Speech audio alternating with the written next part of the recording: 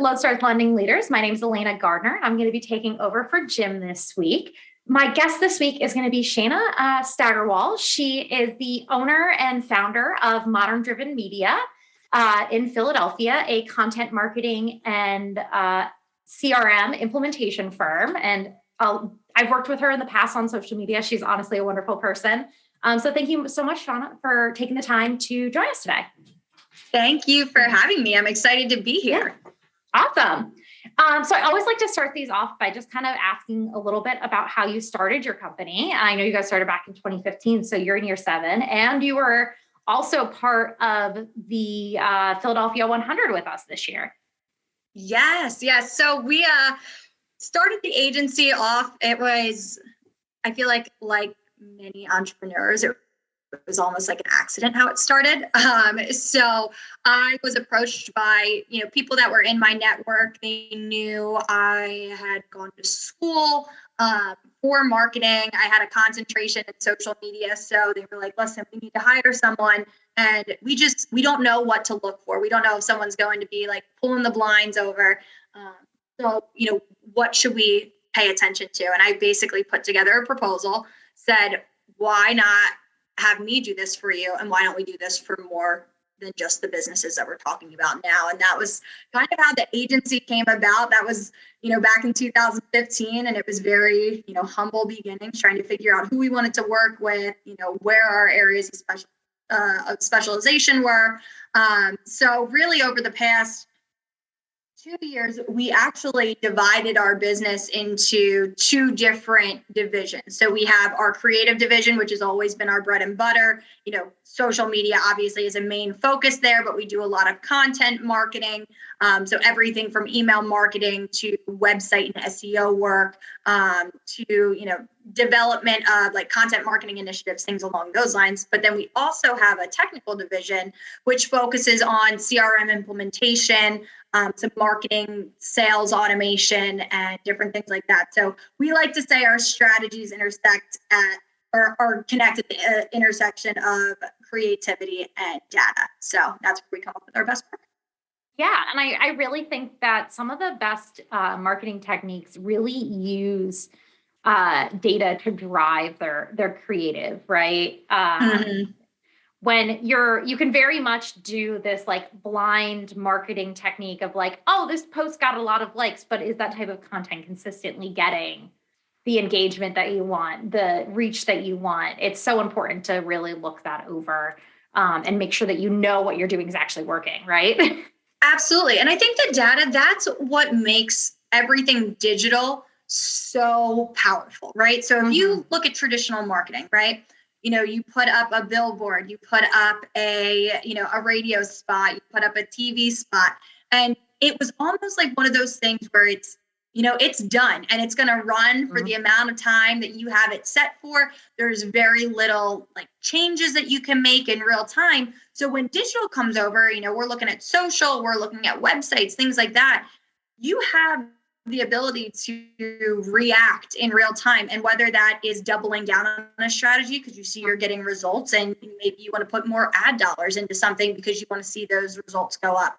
Maybe you realize, hey, you know what? You're not getting the results that you had anticipated. So what do you need to do to tweak slightly and do some of those A/B tests which show you, okay, you know what? This element of the strategy is performing better. So let's, manipulate this, and then you manipulate another thing. So without, those data points, you really are just doing a shot in the dark. And, it's at this point, with all of the tools and technology that we have, especially in the digital realm, it's a disadvantage if you're not, actively looking at all of those measurements and really deciding if they're helping or hurting you. Oh, 100%. And I think, there's kind of this shift in a lot of ways, right? There are still benefits to print media.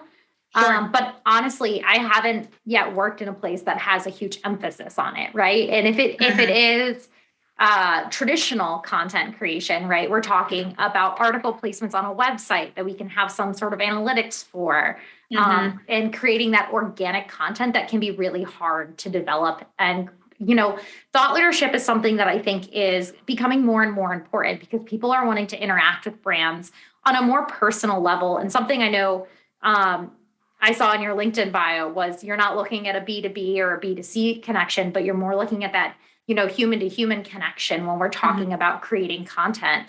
How do you guys kind of address that within your creative team and convince your clients, honestly, is I feel like the harder sell that this type of marketing works?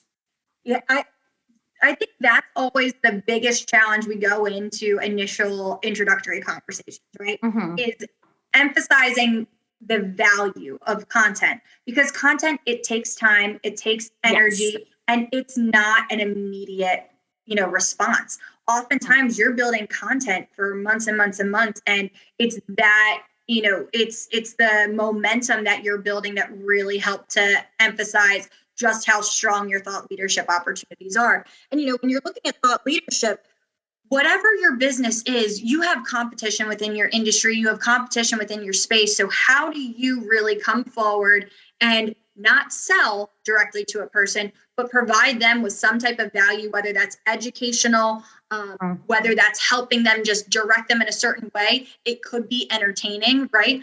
But these are things that are going to help you stand out from your competition. But more importantly, it's going to help you start a relationship and start a conversation without, going into that sales lead right from the start. And that's important because people have so many options now. If they don't feel like it's a genuine responsibility that they have, if they don't feel like it's a genuine connection, then they don't feel responsible to you to buy your product over your competition.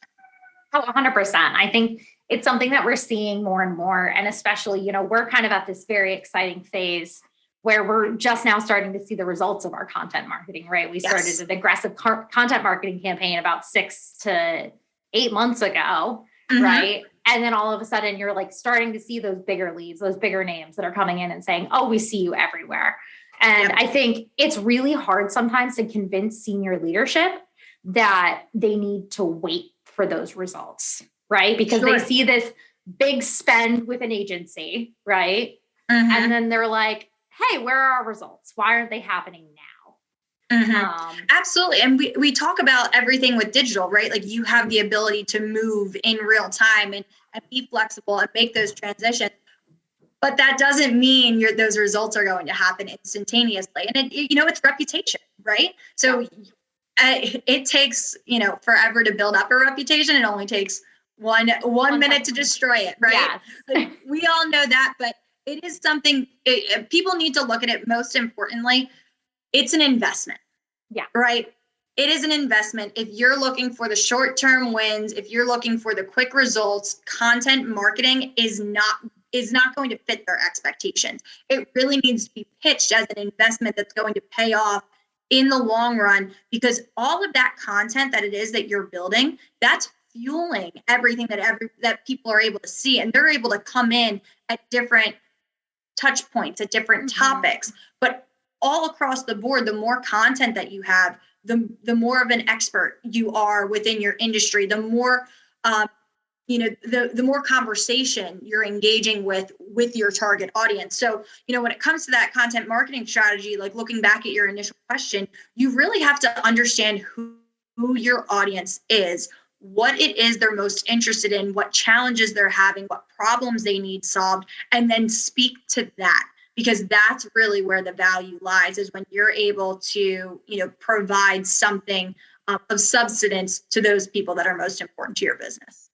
Yeah, I think, it's something that we've been trying to produce a lot of. It's the reason we produce this podcast. It's the reason we do a lot of the things that we do, right? Is to provide value to not only the people that are currently our decision makers, but are also our future decision makers. I think a lot of times in B2B, we're looking at these huge contracts, right? So it almost feels counterproductive to put out this content, right? When you're looking at a 12-month or 2-year sales cycle, because you're like, oh, well, it's going to take me so long to reap those benefits. But really, content marketing is investing in yourself for the future versus and creating a brand that people don't want to mute, right? I think that's a lot of it too. We're shouting into the void, especially on social, because there's just so much. And I think a lot of us want to just get that quick and easy sale. I think I was this way, especially when I was a young salesperson. It was just kind of like, what business can you give me? How can I Sure. how can we make a business relationship? And I think a lot of us, are still in that mindset. Is kind of shifting to that. Let's just create relationships and see what happens. Absolutely. I think that's one, I love like the whole concept of how do we not become muted? Like it's so true because there's so much out there, it's a noisy place. So that's why focusing on who your audience is, speaking to their challenges, and knowing that it is about that relationship. It's not always about those quick wins. However, what I will say is oftentimes content marketing, when done appropriately, can potentially help to scale some of those conversations, right? Because if you're developing all this content, you have all of these resources where it's like, oh, you know what? Here, we have, this video that we created that, talks about the importance of this. More than happy to review it with you. But like having those resources are monumental to some of these conversations because they know, oh, wow, you guys have already, like, you must be answering this question all the time. So I'm confident that you could do this for me. But then even looking at, case studies, right? Or maybe it's testimonials or different things along those lines that are really key elements within your sales process. As much as you're building content for your end users, that also needs to align with the conversations that you're having, right? Because it's going to help move those conversations forward. Yeah. And it's so important, I think, to create content with your sales team in mind, right? How can you make your sales team seem like, a lot of times our sales teams aren't the experts, right? Especially when we're talking, about technology or even in the mortgage process, right? Like, for example, I am not the person that knows everything about fees for our company. Sure. Right? Like, I am not that person. I have people that do that, but I have to be in a position where I know what I'm talking about. And so much of that is the marketing that we've created is pieces of content that we can send along the buyer journey. And I think that translates really well as well to, when we talk about these bigger B2C purchases. At the end of the day, our clients are mortgage lenders, right? So they have LOs that have to create mortgage content. And I think we've seen a really interesting, I'm sure everyone's seen the LO that's on their Instagram Reels or their TikTok at this point. And I think it's really interesting. How do you see companies kind of help create an environment that if we're talking about like an individual end user or salespeople, right? That they can use creatively to make their own business network. So I think a lot of it comes with experimentation, right? And if we're looking at, there's so many different ways to create content, right? You just like, is it reels? Is it podcasts? Is it website articles? Is it like downloadable pieces of paper that you can send within an email? And I think when it looks to becoming creative, I feel like sometimes people are so focused on making it perfect that they're not even moving the wheels, right? They're it's analysis paralysis in that. And I think so much more of it is about documentation and what it is, like the way that we're doing this right now, right? It's a conversation. Let's get a lot of valuable content out there and then think of ways that you can then, distribute and cut this and make it into creative ways that people want to see. But I feel like oftentimes, especially we get asked all the time about video. Well, we can't afford a video production team. I was like, this is valuable, right? Like you have this now and people aren't necessarily looking for, this top-notch, quality of video. They're looking for the quality of the content that they're getting out of this video. So just looking in like general terms, don't be afraid to experiment. I also will say, don't necessarily waste your time where your audience isn't, right? There's always so much that you can do. And people feel like they need to be everywhere. And I think it's great to be everywhere if you have the resources, right? If you are a one-man show and you're looking to just build up your reputation, it's very difficult to be everywhere well, right? I would rather see people double down on one platform doing one thing and absolutely crushing the market at it rather than, just being visible, not even consistently, but like, hey, I'm here across all, but people aren't necessarily getting the consistency or the value out of all that. Double down in where you want, experiment, and just be mindful. Again, always coming back to your audience, because if they're not there, then it's probably not a good use of your time. Yeah, no, 100%. I mean, for example, you'll never catch us on TikTok ever. TikTok, Instagram, not us. It just doesn't make sense for a lot of B2B to be that way. But on the other hand, you have some of these amazing TikTok stars. And I think for, loan officers in the mortgage industry, places like TikTok and Instagram are fantastic sales resources, especially if your target market is millennials and Gen Z, right? Sure. And even some Gen X, really, you do find those users there. And it's funny because we're talking about like mortgages and things like that, right? Like it's like on the other side of the industry, like realtors, right? Like perfect for them to be on TikTok, right? Because it's like they're looking to, sell something very, very visual in that sense. So it's like, it's funny how it can even be in like similar industries and you can be partnered with different people's, but because your audience is different, it's going to be different. Oh, 100%. Yeah. I think it's definitely something that the more freedom, and I think this is a hard thing because you can very much get trapped in this, right?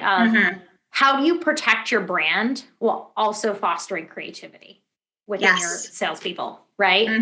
Because it is scary as someone who owns a brand or has management of a brand to go and say, okay, do what you want with it now, right? And I guidelines are your friends. Yes. Giving people some motivation. But you know what? I think guidelines too, as much as like some people like look at rules, guidelines, that stunts creativity. Oftentimes it actually gives them that launch board that they need to just try something, right? Because it's not like the world is their oyster. It's like, hey, live right in here. Like these are the things that we know are going to work. These are the things that we know are valuable. Try this. And again, it comes back to that analysis paralysis because you think about it. I mean, there's so much, you go on social media and you have all these social media gurus on there, like do this, do that, you know what I mean? Sometimes they do need a little bit of structure to really bring out something that's of value. So I will say from, working with brands, like you said, taking ownership of a brand, but then empowering a team. Even you and I have worked on this together before, empowering influencers to also fit your brand. Like there needs to be some structure there for it to be done successfully. Yeah, for sure. I think it's definitely, it's definitely a scary thing, but also can be so valuable for yourself. I think especially in today's day and age, people are really going away from that idea of, a traditional salesperson, right? With the addition of SaaS offerings and more do-it-yourself, just buy it online sort of solutions, right? But then when we're talking about salespeople, people don't want to work with salespeople that are just there to sell them a product, right? They want to work with people that will provide value from the beginning of the sales process. And I think it's really interesting to try and create that network as a manager as well as a marketing team, right? Your marketing team is, at the end of the day, there to support your sales team, right? In a large way. And I think so many people get caught up in kind of creating two different divisions, right? So you've got your sales team and your marketing team, and they never talk to each other. And there's no communication there. Have you seen any companies do that really well over the years of just kind of creating that true collaboration between the sales and marketing side, so both sides benefit, right? Yes. Because I mean, that's typically one of the biggest issues that you have coming into it, right? Sales are worried about dollars generated. They don't care how it's done. They just need good leads coming in, right? And the marketing team's like, hey, we're giving you good leads and you're just not selling it, right? It's always the pointing of the fingers when it comes to trying to blend sales and marketing. And I think it's because, to your point, those have always traditionally been different divisions where there hasn't been a unified leadership within both sales and with marketing. But now, I mean, you always hear some of these new flashy terms come up. And I think one of the big ones in our industry is revenue ops now, right? Where it really brings in sales and marketing to help to produce revenue. It starts with having unified goals, right? When you have a sales team that's worried about one element and a marketing team that's worried about something different, you're always going to be on two different planes, right? So Mhm. if you're able to bring things together, if you're able to understand, hey, this is what the sales team is challenged by, this is what the marketing team is challenged by, and then start to build out a plan that helps to achieve both goals, that's really when people understand, okay, this is how we're all one team together, not working against two different ones. But again, if you don't Mhm. have those unified goals, and it's even more so than unified goals, they don't understand the goals of each other's divisions, right? Like when there's no communication there, that's when it's just a recipe for disaster. But once you bring those teams together and they can really understand, oh, wow, okay, well, I didn't know that you weren't closing anything because these aren't good leads. Well, how is we as marketers, how can we, better define our audience to get better leads? Or how do we change a form on a website to add in another qualification, element, right? There's so many different things that it's the lack of transparency that really starts to lead to more frustration. So, I've seen a lot of teams that have done this really, really well, where they look at the life cycle of a client together as a marketing and sales organization together. Yep. They start to plan out what the topics of conversation are all the way throughout this life cycle, even going beyond, when they first become a customer, because how do you retain a customer? How do you make them someone who wants to promote your brand and, talk about your brand and things like that? And it's when you look at that together, that's how these teams are going to be able to support one another rather than just butt heads. I think it's definitely, I think everyone's worked with the press person or the marketing team that doesn't necessarily have the same goals as sales. And I think it's definitely something that's just so important to create that shared goal and those, those shared milestones even, right? Of like, how do we get there? 100%. Yeah. So I think kind of to wrap up, would you mind just telling me a little bit about what is in your future plans and where, you see yourself going? Sure. So, in 2022. Yeah, things with us. So, with Modern, our agency, we have really been doubling down on how we can be an asset. We partner with a CRM platform called HubSpot, which many people may be familiar with, other people are not. But where we've really found the most success that we're continuing on with this year is making sure that we have the tools and the technology to scale everything that we're doing from a content perspective. So when we're able to put all of these things together, working in one way that helps make the process more efficient, then that's really where we're able to find just a lot of opportunity for our clients. So, but from a social perspective, we're working on a lot of fun things currently. We have a few new team members that are coming in, really spicing up what it is that we've done in the past, that we're really excited to launch that along with the new website that is much needed. But so there's a bunch of exciting things coming up for us. And yeah, just really excited to continue being a resource to all people that are looking at how they can expand their digital brand, in a way that, helps them actually grow as a business, not just some of those fluff metrics like you talked about earlier. 100%. And the last question that we like to ask all of our guests is, what gets you out of bed in the morning as a business owner and as a marketing leader? That's such a good one. And I think it changes from time to time, but at the core, it's our clients, right?